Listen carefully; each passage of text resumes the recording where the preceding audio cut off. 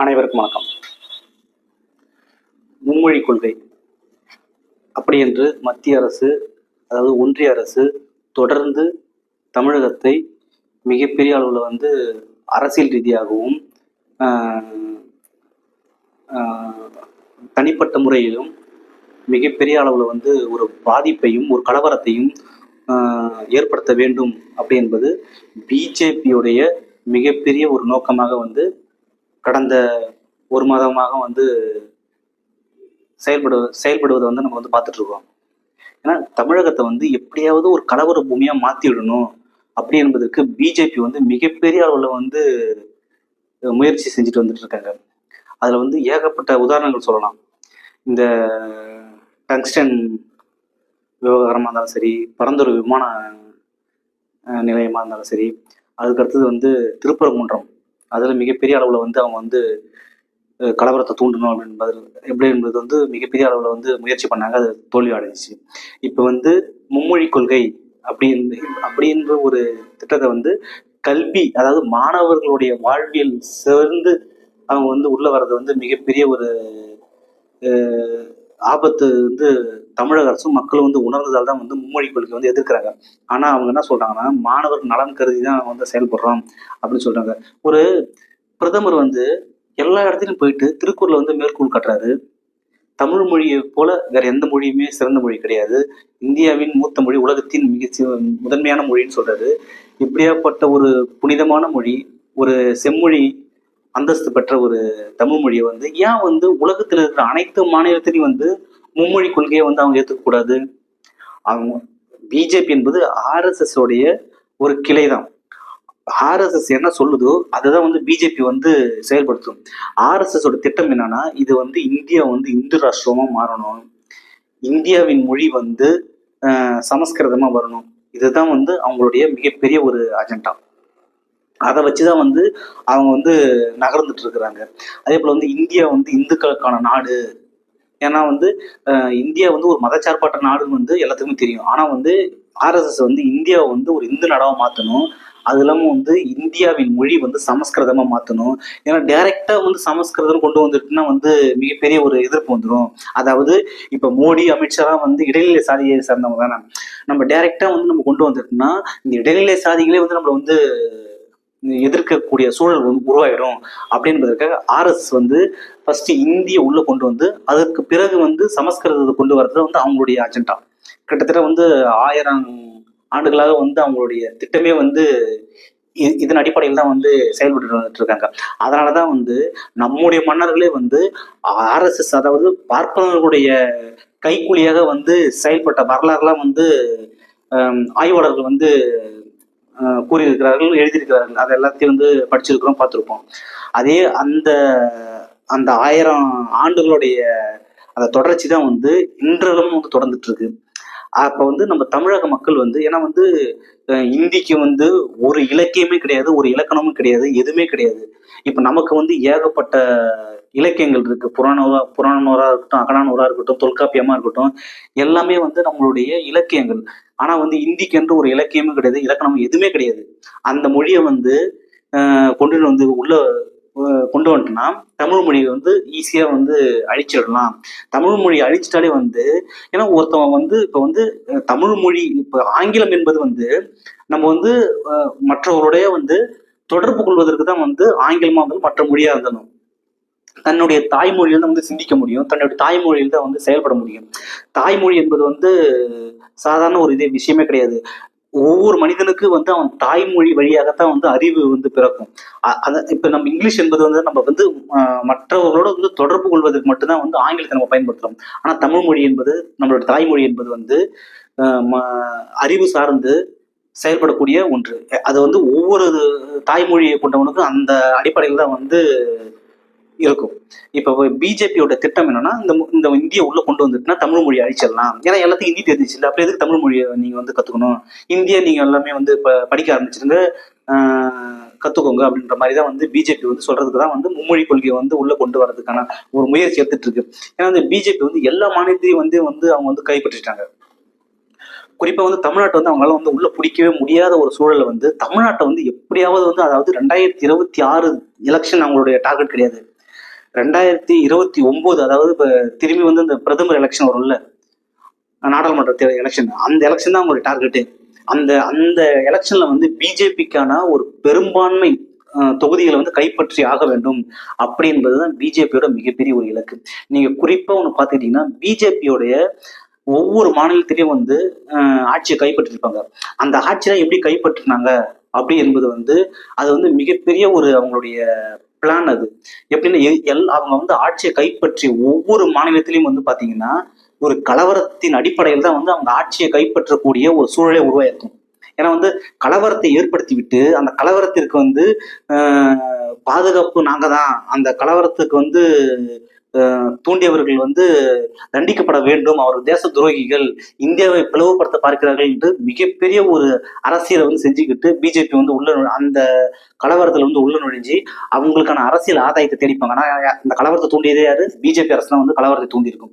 அதன் அடிப்படையில் இப்போ ஒரு உதாரணம் ஒன்னே ஒன்று சொல்றேன், புரியுற மாதிரி ஒன்று சொல்றேன். இப்ப பிஜேபியோட வந்து ஒவ்வொரு மாநிலத்தையும் இப்போ குறிப்பா குஜராத்ல வந்து அவங்களுடைய முதல் மாநிலமா வந்து கைப்பற்றினாங்க. எப்படி கைப்பற்றினாங்க அப்படி என்பதற்கு ஒரு சின்ன ஒரு உதாரணம் சொல்றேன். இப்ப ஒரு கிராமத்துல ஒரு 100 பேர் இருக்கிறாங்கன்னா, அப்ப 100 பேர்ல வந்து ஒரு 50 பேர் வந்து இந்து மக்கள் வசிக்கிறாங்கன்னா, அதுல வந்து 20 மக்கள் வந்து கிறிஸ்தவ மக்கள் வசிக்கிறாங்கன்னா, ஒரு 10% மக்கள் வந்து 20 மக்கள் வந்து இஸ்லாமியர் மக்கள் வசிக்கிறாங்கன்னா, 10% வந்து கிறிஸ்தவ மக்கள் வசிக்கிறாங்கன்னா, மீதி இருக்கிற 20% வந்து எந்த மதத்தையும் சாராதவர்கள் இருப்பாங்க. முற்போக்கு சிந்தனவாதிகள். அவங்க வந்து எந்த மதத்தையும் சாராதவர்கள் ஒரு 20 பேர் இருக்கிறாங்கன்னா, இப்ப பிஜேபியோட பிளான் என்னன்னா, அவங்களுடைய தாட் வந்து நம்ம வந்து ஜெயிக்கணும். அப்ப வந்து நம்ம வந்து அந்த 100 பேர்ட்டு ஓட்டு கேட்க கூடாது. இப்ப மற்றவர்கள்லாம் வந்து காங்கிரஸா இருக்கட்டும், கம்யூனிஸ்ட் கட்சிகளா இருக்கட்டும், மற்ற கட்சிகள்லாம் வந்து எப்படின்னா அந்த 100 பேர்கிட்டையும் போயிட்டு ஓட்டு கேட்பாங்க. ஆனா பிஜேபி எப்படின்னா, இந்த இந்துக்கள் இருக்காங்களா 50 பேர், இந்த 50 பேருக்கு வந்து இந்த 50 ஓட்டு விழணும் கூட நினைக்க மாட்டாங்க. சரி, இந்து மக்கள் இருக்காங்களா, இந்து மக்கள் ஓட்டு மட்டும் நமக்கு அந்த 50% மக்கள் ஓட்டு மட்டும் நமக்கு விழுந்தா போதும் அப்படின்னு பிஜேபி நினைக்காது. அவன் அந்த இடத்துல என்ன கலவரத்தை தூண்டுவான்னா, இந்த 50 பேருக்கு வந்து அந்த மீதி இருக்கிற அந்த கிறிஸ்தவர்கள் 10% இருக்கட்டும், இஸ்லாமியர்கள் 20% இருக்கட்டும், எந்த மதத்தையும் சாராதவர்கள் 20 பேரா இருக்கட்டும், எல்லாமே என்ன பண்ணுவாங்கன்னா இந்த 50 பேருக்கு வந்து அந்த 50 பேரை வந்து வில்லனா மாத்துவாங்க, அந்த கலவரத்தை தூண்டுவாங்க. அப்போ வந்து இந்த இந்த இந்து மக்களுக்கு, இந்த 50 இந்து மக்களுக்கு வந்து அந்த மீதி இருக்கிற அந்த இஸ்லாமியர்களா இருக்கட்டும், கிறிஸ்தவர்களா இருக்கட்டும், இல்ல பௌத்த மதத்தை சார்ந்தவர்களா இருக்கட்டும், சீக்கிய மதத்தை சார்ந்தவர்களா இருக்கட்டும், இல்லை என்றால் எந்த மதத்தையும் சாராதவர்களா இருந்தாலும் கூட அவர்களை அந்த 50% மக்களையும் வந்து இந்த 50% இந்து மக்களுக்கு வந்து எதிரியா வந்து காட்டுவதற்கான எல்லா வேலைகளும் செய்வாங்க. அந்த யுத்தியை தான் வந்து குஜராத்ல வந்து பயன்படுத்தினாங்க. அதனாலதான் வந்து அங்க ஆட்சியை கைப்பற்றினாங்க. ஏன்னா வந்து இந்து மக்களை வந்து சிந்திக்க விடாம செய்ததே வந்து நீங்க பாத்தீங்கன்னா, இப்பதான் தமிழ்நாட்டிலே பாத்தீங்கன்னா காலங்காலமா வந்து நம்ம ராஜராஜ சோழனை பத்தி பெருமையை பேசுவோம், அவனை பத்தி எல்லா மன்னர்களை பத்தி நம்ம வந்து பெருமையை பேசிட்டு உட்காந்துருப்போம். ஆனா அந்த மன்னர்கள் வந்து மக்களுக்கு வந்து கல்வியை உருவாக்குனாங்களா, அறிவியல் சார்ந்து செயல்படக்கூடிய விஷயங்களை வந்து அவங்க செஞ்சாங்களா? எதுவுமே கிடையாது. பெரிய பெரிய கோயில் கட்டிருப்பாங்க, பெரிய பெரிய சத்திரம் கட்டிருப்பாங்க. மன்னன் வந்து இந்த நாட்டை கைப்பற்றினா, நம்மளோட மன்னன் வந்து அந்த எல்லை வரைக்கும் வந்து கைப்பற்றினா அப்படிதான் இருக்கும். இந்த மன்னன் வந்து இந்த மக்களுக்கு வந்து கல்வியை கொடுத்தான். இந்த கல்வியால வந்து இந்த மக்கள் வந்து மிகப்பெரிய ஒரு தொழில் வளர்ச்சியை உருவாக்குனாங்க. இந்த தொழில் வளர்ச்சி வந்து உலகம் முழுவதும் வந்து கொண்டு போய் சேர்த்தாங்க தமிழர்கள் அப்படின்ற ஒரு வரலாறு தமிழக வரலாற்றிலே கிடையாது. மன்னன் வந்தான், ஆட்சியை பிடிச்சான், இவ்வளவு இந்த கோயிலை கட்டினான், அந்த மன்னனை வந்து கைப்பற்றான், இப்படியாப்பட்ட வரலாறுகள் தான் இருக்கும். கல்வியை சார்ந்து எந்த விஷயமும் இருக்காது. அதனாலதான் வந்து இந்து மக்கள் வந்து இன்று வரை வந்து கல்வியை விட தான் உயிருக்கு போராடிட்டு இருக்கிற ஒரு ஆபத்து நிலையில் இருக்கிற உறவினர்களா இருக்கட்டும், நண்பர்களா இருக்கட்டும், அவர்களை காப்பாற்றுவதை விட கடவுளை வணங்கினால் நம்மளுக்கு வந்து மிகப்பெரிய ஒரு வரம் கிடைக்கும். நம்ம எல்லாத்தையும் நம்ம வந்து கடவுளை வணங்கிட்டோம்னா நம்மளுக்கு மிகப்பெரிய ஒரு கல்வி கிடைச்சிடும். கடவுளை வணங்கிட்டோம்னா நம்ம உறவினர்களா இருக்கட்டும், நம்மளுடைய நண்பர்களா இருக்கட்டும், யாரா இருந்தாலும் கடவுள் காப்பாற்றிடுவாரு அப்படின்ற ஒரு சிந்தனையை வந்து RSS வந்து இங்க வந்து புகுத்திட்டாங்க. இன்றளவும் கூட வந்து பெண்கள் மத்தியில வந்து கடவுள் என்றாலும் வந்து மிகப்பெரிய ஒரு அளவுல வந்து மனசுல வந்து இருக்கிறாங்க. இப்ப கடவுளை வணங்கக்கூடாது அப்படின்லாம் வந்து யாருமே சொல்லல. ஆனா அந்த கடவுளை வைத்து அரசியல் செய்கிறார்கள் பிஜேபி. அதை நம்பிக்கொண்டு பெண்களும் வந்து கடவுளை காப்பாற்ற வேண்டும், நம் இந்து மதத்தை காப்பாற்ற வேண்டும் என்று இந்து மக்களே வந்து முன்ன வந்து நிக்கிறாங்கல்ல, அதுதான் மிகப்பெரிய ஒரு பிரச்சனை. அவன் வந்து கடவுளை காப்பாத்த நிக்கல, அவன் வந்து உன்னுடைய மதத்தை காப்பாத்த நிக்கல, கடவுளையும் மதத்தையும் ஒன்னையும் அதாவது மக்களையும் வச்சு அவன் மிகப்பெரிய ஒரு அரசியலை வந்து உருவாக்குறான். அந்த அரசியலால வந்து நீங்க தானே போய் கவலை போறீங்க அப்படின்றது முற்போக்கு சிந்தனவாதிகளாக நம்மளுடைய தலைவர்கள் வந்து ஏகப்பட்ட பேர் வந்து சொல்லிட்டு இருக்கிறாங்க. ஆனால் இன்று வரை மக்கள் வந்து அது பெரிய அளவுல வந்து எடுத்துக்கிட்டு கிடையாது. அதே போல நீங்க பாத்துட்டீங்கன்னா பிஜேபி எந்த மாநிலத்துல கைப்பற்றுதோ அந்த மாநிலத்துல வந்து சாதி கட்சிகளே இருக்காது, எல்லாத்தையும் ஒழிச்சிருவாங்க. ஏன்னா டேய் நீ என்ன வேலை பண்றியோ அதுதானே நானும் பண்றேன். இப்ப உதாரணம் சொல்றேன், இப்ப ராமதாஸ் நம்மளுடைய ஐயா இருக்காருல்ல, வன்னியருக்கு வந்து 10.5% இடஒதுக்கீடு வேண்டும் வேண்டும்ன்ட்டு இன்றளவு போராடிட்டு இருக்கிறாங்க. தமிழ் மொழியை அழிக்கிறதுக்கும் தமிழ் மொழியை ஒழிக்கிறதுக்கும் வந்து பிஜேபியும் ஆர்எஸ்எஸ் மிகப்பெரிய அளவுல வந்து இங்க வந்து சதித்திட்டம் செஞ்சுட்டு இருக்கிறாங்க.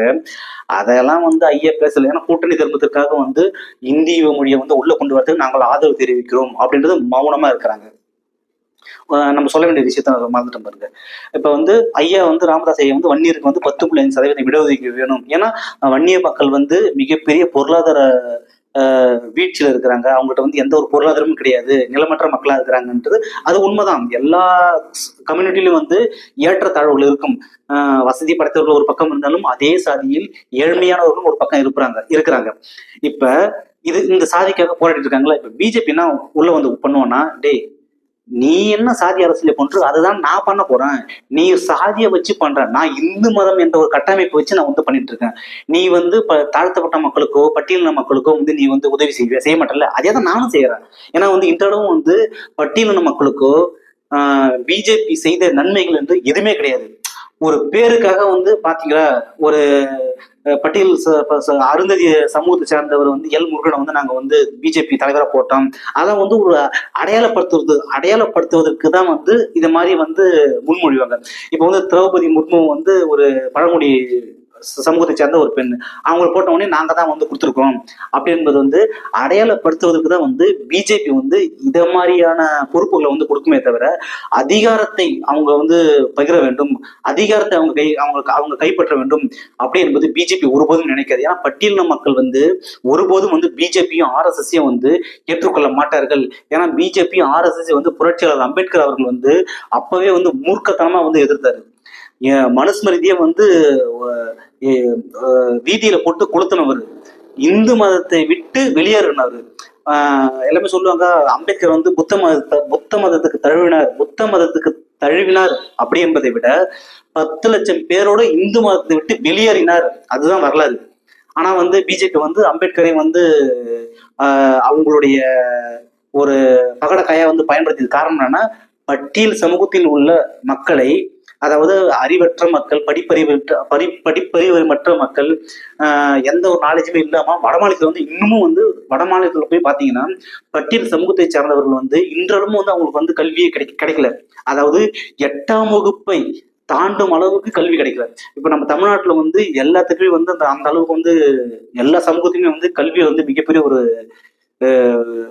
என்ன சொல்றது வழி இருக்கு, படிக்கிறதுக்கு வந்து எல்லா வகையிலும் வழி இருக்கு. ஆனா வந்து வட மாநிலத்துல குறிப்பா ராஜஸ்தானா இருக்கட்டும், பீகாரா இருக்கட்டும், உத்தரப்பிரதேசமா இருக்கட்டும், அதே போல வந்து பஞ்சாபா இருக்கட்டும், ஹரியானாவா இருக்கட்டும், உத்தரகாண்டா இருக்கட்டும், இந்த மாதிரி வட மாநிலத்துல எல்லாத்தையும் நீங்க பாத்துக்கிட்டீங்கன்னா, மத்திய பிரதேசம் இதெல்லாம் பாத்தீங்கன்னா பட்டியல் சமூகத்தை சார்ந்த இளைஞர்கள் வந்து பெரிய அளவுல வந்து அவங்க வந்து படிப்பை வந்து தொடர முடியாத சூழலை உருவாக்கும். ஏன்னா வந்து அந்த அளவுக்கு வந்து மிகப்பெரிய ஒரு ஆபத்து வந்து அங்க வந்து இருக்கு. ஏன்னா அந்த இடைநிலை சாதிகளால வந்து மிகப்பெரிய அளவுல வந்து அவங்களுக்கு வந்து அச்சுறுத்தல் இருப்பதால் பட்டியல் சமூகத்தை சார்ந்தவர்கள் வந்து பெரும்பாலும் அதாவது 75% விழுக்காடு வந்து படிப்பதற்கு வந்து அஞ்சுகிறார்கள். அவர்கள் அஞ்சுகிறார்கள் என்பதை விட இவர்கள் வந்து படிக்க கூடாது என்பதற்கு வந்து மிகப்பெரிய அளவுல வந்து அது ஒரு தடையாவே வச்சிருக்காங்க. அதே போல வந்து பட்டியல் சமூகத்தை மக்கள் வந்து அங்க இருக்கிற அவங்க வீடுகள்லாம் பாத்தீங்கன்னா செங்கல் வச்சோ கல்லு வச்சோ கட்டிக்கலாம், ஆனா நீங்க வந்து பூசி பெயிண்ட் அடிச்சிடக்கூடாது. இது மாதிரியான மிகப்பெரிய ஒரு கொடுமைகள்லாம் வந்து நடக்கிறது காரணம் என்னன்னா, இந்த ஆர்எஸ்எஸ் பின்புலத்துல இருக்கிற அந்த சாதிவாரி அமைப்புகள் தான் வந்து இந்த மாதிரிலாம் செஞ்சுட்டு இருக்கு. தமிழ்நாட்டுல வந்து அது வந்து எடுபடல அப்படி என்பதால வந்து பிஜேபி என்ன பண்றாங்கன்னா, வேற ஒரு வழியில வந்து நம்ம வந்து இங்க வந்து உள்ள புகுந்தாகணும். அதை வந்து நாங்க வந்து மாணவர்களுக்கு நல்லது செய்யறோம், நாங்க வந்து மக்களுக்கு நல்லது செய்யறோம். ஏன்னா வந்து மாணவர்கள் வந்து எல்லா மொழியிலும் கத்துக்கக்கூடிய ஒரு நல்ல விஷயம் தானே, அது வந்து திமுக தடுக்குது அப்படின்ற மாதிரி வந்து மிகப்பெரிய ஒரு அரசியல் பண்ணிட்டு இருக்கு. பிஜேபி கட்சியில இருக்கிற, அதாவது தமிழகத்தில் இருக்கிற பிஜேபி கட்சியை சார்ந்த நிர்வாகிகள் எல்லாருமே வந்து இந்திய உள்ள கொண்டு வந்த என்ன வேலை கிடைக்கும்? இப்ப ஆங்கிலம் கத்துக்கிட்டுனா இந்தியாவில எங்க வேணாலும் போகலாம். இந்தியாவை தாண்டி உலகம் முழுவதும் எங்க வேணாலும் போகலாம். இப்ப இந்திய நான் கத்துக்கிட்டேன்னா, இந்திய கத்துக்கிட்டு எனக்கு என்ன வேலை கிடைக்கும்? இந்திக்கான வரலாறு என்ன? இந்தி மொழியில நான் படிச்சுட்டேன்னா, இந்தி மொழி படிச்சா இந்த சிறப்பு அம்சங்களை நம்ம வந்து தெரிஞ்சுக்கலாம். இந்தியில வந்து இவ்வளவு பெரிய வரலாறுகள் இருக்கு அப்படின்னு ஏதாவது ஒண்ணு சொல்ல முடியுமா? எதுவுமே கிடையாது. உள்ள இந்திய கொண்டு வரணும். இந்தியா முழுவதும் இந்தியா ஆயிடுச்சுன்னா அதுக்கப்புறம் வந்து சமஸ்கிருதம் தான் வந்து நம்மளுடைய தேவ மொழி, நம்மளுடைய முன்னோர்களுடைய மொழி, இந்த மொழி தான் நம்ம எல்லாருமே கத்துக்கணும் அப்படின்றது சமஸ்கிருதம் உள்ள கொண்டு வந்து, இந்தியாவின் மொழி சமஸ்கிருதம், இந்தியாவின் மதம் இந்து மதம், ஒரே மதம் இந்து மதம் அப்படின்னு சொல்லிட்டு ஒரே நாடு, ஒரே தேர்தல், ஒரே மதம், ஒரே மொழி அப்படின்ற ஒரு திட்டத்தின் மூலமா தான் வந்து பிஜேபி வந்து ஏன்னா வந்து பிஜேபி வந்து எல்லா மாநிலத்திலையும் வந்து இந்தி மொழியை வந்து உள்ள கொண்டு வந்துட்டாங்க. ஆனால் தமிழ்நாட்டுல மட்டும் கொண்டு வர முடியாததுக்கு காரணம் என்னன்னா, இங்க இருக்கிற மக்கள் பகுத்தறிவாளர்கள், பகுத்தறிவோடு சிந்திக்கக்கூடியவர்கள். ஒருத்தவங்க ஒண்ணு சொல்லிட்டேன்னா அதை அப்படியே நம்பிட்டு ஆமா அப்படின்னு சொல்லி போற மக்கள் கிடையாது. அவன் என்ன சொன்னாலும் அதை ஆராய்ஞ்சு இது சரி இது சரியில்லடா போடா அப்படின்னு சொல்லிட்டு போற மக்கள் வந்து இங்க அதிக அளவுல இருக்கிறதால வந்து ஆர்எஸ்எஸ் பிஜேபியால வந்து இங்க வந்து உள்ள வர முடியாத சூழலே வந்து இதுதான். இப்ப பிஜேபி கட்சியிலையும் பிஜேபி கிளையாக இருக்கக்கூடிய, அதாவது ஆர்எஸ்எஸ் கிளையாக நிறைய இந்து மக்கள் கட்சியா இருக்கட்டும், இந்து முன்னணியா இருக்கட்டும், இந்த கிளைகள்லாம் வந்து அங்கங்க இருப்பதற்கு காரணம் என்னன்னா, இந்த இடைநிலை சாதியில் இருப்பவர்கள் அங்கங்க ஒரு ஒரு இயக்கமா வந்து தொடங்கி அவங்கள்ட்ட இருந்து ஒரு நிதியை வாங்கிக்கிட்டு செயல்பட்டு தான் வந்துட்டு இருக்கிறாங்க. இவங்க வந்து முழுமையா வந்து மக்களுக்கு வந்து நன்மை செய்ய வேண்டும், மாணவர்கள் கல்வி தரம் உயர வேண்டும், கல்வி மூலியமாக வந்து மாணவர்கள் வந்து மிகப்பெரிய ஒரு தொழில் வளர்ச்சி அடைய வேண்டும் அப்படின்ற நோக்கெல்லாம் கிடையாது. வடகொரியாவில் நடக்கும் நிலைமை என்னவோ அதே நிலைமையை தான் வந்து இந்தியாவில் கொண்டு வரணும். நான் சொல்ற உணவை தான் நீ சாப்பிடணும், நான் சொல்ற உடையை தான் நீ உடுத்தணும், நான் சொல்ற கல்வியை தான் நீ படிக்கணும், நான் சொல்ற வேலையை தான் நீ செய்யணும் அப்படி என்பது மாதிரி ஒரு திட்டத்தை வந்து ஆர்எஸ்எஸ் பிஜேபி வந்து, அதாவது ஆர்எஸ்எஸ் அந்த கும்பல் வந்து காலங்காலமா வந்து இந்த ஒரு செயல் திட்டத்தின் மூலியமா தான் வந்து அவங்களுடைய அரசியலும் அவங்களுடைய அரசியல் நகர்வும் வந்து இப்படிதான் இருக்குது. அது வந்து தமிழ்நாட்டுல வந்து எடுபடலை. அதனால வந்து எவ்வளவோ முயற்சிகள் மிரட்டல்கள் எல்லாமே பண்றாங்க. ஆனாலும் தமிழக மக்கள் அதை ஏற்றுக்கொள்ள மாட்டார்கள். தமிழக அரசியல் சார்ந்த தலைவர்களும் வந்து அதை ஏற்க மாட்டார்கள் என்பது வெட்ட வெளிச்சமாக வந்து கடந்த ஒரு வாரமாக வந்து பதில் சொல்லிட்டு வந்துட்டு இருக்காங்க. இதுல குறிப்பா பாத்தீங்கன்னா பிஜேபி கட்சிக்காக கூட்டணி வைத்துக் கொண்டிருக்கும் கட்சிகள் வந்து வாயை திறக்கல. நான் தான் தமிழன், நான் மட்டும் தான் தமிழன், அது வந்து இந்த சாதிக்காரன் தமிழ் கிடையாது, இந்த சாதிக்காரன் தமிழ் கிடையாது, சாதியில வந்து பிளட் டெஸ்ட் எடுத்து யூரின் டெஸ்ட் எடுத்து இவன் தமிழன் இல்லை அப்படின்னு சொல்ற அளவுக்கு ஒரு கட்சி இருந்துச்சு. ஓம் தமிழர்னு ஒரு கட்சி, அதாவது நாம் தமிழர் கட்சி. அந்த கட்சிக்காரன் அந்த கட்சி தலைவர் வந்து எவ்வளவு பெரிய அப்படியே என்ன சொல்றது, நரம்பு புடைக்கும் அளவுக்கு வந்து நான் தான் தமிழன் வந்து ஆளணும், மற்ற காலம் ஆளக்கூடாதுன்னு சொல்லிட்டு தெரிய ஒரு அந்த கட்சி தலைவர் பிஜேபி வந்து இந்தி மொழியை உள்ள திணிக்கிறதுக்கு ஒரு வார்த்தை வாயை திறக்கல, அப்படியே மேலோட்டமா பதில் சொல்லிட்டு போறாரு. அதுக்கப்புறம் வந்து நம்ம வந்து மிகப்பெரிய அளவுல வந்து ஒரு நடிகரை வந்து மிகப்பெரிய அளவுல வந்து ஒரு பெரிய சூப்பர் ஸ்டாரா உருவாக்குன ஒரு நடிகர் வந்து தமிழக பேர்ல வந்து ஒரு கட்சி வச்சிருக்கிறாரு. அந்த தலைவர் வந்து இது வரைக்கும் வாயை திறக்கல. மேலோட்டமா இருமொழி கொள்கை தான் அப்படின்னு சொல்லிட்டு போயிட்டாங்க. எதிர்த்து களமாடணும்ல. தமிழ் மொழி என்ன திமுகவுக்கு மட்டுமா சொந்தம்? தமிழ் மொழி என்ன விடுதலை சிறுத்தை கட்சிக்கு மட்டுமா சொந்தம்? தமிழ் மொழி என்ன கம்யூனிஸ்ட் கட்சிகளுக்கு மட்டுமா சொந்தம்? தமிழ் மொழி என்ன தமிழக வாழ்வு உரிமை கட்சிக்கு மட்டுமா சொந்தம்? தமிழகத்தில் உள்ள அனைத்து கட்சிகளுக்கும் தமிழக மக்கள் அனைவருக்கும் தானே சொந்தம் மொழி தமிழ் மொழி. எல்லாருமே தானே சேர்ந்து போராடணும். ஆனா வந்து இந்த அதாவது இந்திய கூட்டணியில் இருக்கிற கட்சிகள் மட்டும் போராடிட்டு இருக்கிறாங்க, காங்கிரஸ் தவிர்த்து போராடிட்டு இருக்கிறாங்க. இதுல வந்து யாருக்கான அரசியல் பண்றாங்க அப்படின்ட்டு மக்கள் வந்து தெளிவா வந்து பார்க்கணும். இவர்கள் என்ன வச்சு எதை வைத்து அரசியல் செய்கிறார்கள், இவர்கள் எதை வைத்து அரசியல் செய்கிறார்கள் அப்படி என்பது மக்கள் தான் தீர்மானிக்க வேண்டும். பார்க்கலாம். 2026 தான் இதுக்கான முற்றுப்புள்ளி மக்கள் வைப்பார்கள் என்று நம்பிக்கையோடு மீண்டும் அடுத்த ஒரு வீடியோவில் வந்து சந்திப்போம். இந்த வீடியோ உங்களுக்கு பிடிச்சிருந்ததுனால லைக் பண்ணுங்க, ஷேர் பண்ணுங்க, கமெண்ட் பண்ணுங்க.